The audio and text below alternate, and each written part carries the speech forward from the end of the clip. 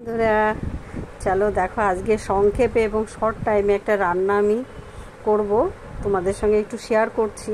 দেখো রসুন 3-4 কোয়া, কাঁচা লঙ্কা, আর এর মধ্যে দিয়ে দেব ভেন্ডি ছোট ছোট করে কাটা, আর এর মধ্যে দেব কাঁচা তেল,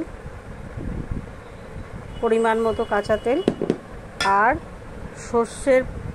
সর্ষের গুঁড়ো, লঙ্কা একটু আজকে শুকনো লঙ্কা দিয়েছি, আর লবণ আর হলুদ, এই দিয়ে একবারে মেখে মাছের মতোই স্টিমে বসিয়ে দেব। চলো স্টিমে বসিয়ে দিয়েছি, দেখেছো কি সুন্দর কালার হয়েছে। 15 মিনিট পরে খুলে দেখব, একদম রেডি হয়ে যাবে। ঠিক আছে, পরে দেখাচ্ছি তোমাদের। দেখো বন্ধুরা কি সুন্দর হয়েছে, দেখেছো? এটা কোনো খাটনি নেই, একদম সহজে রান্না, আর সবাই করে খাবে। ঠিক আছে, এটা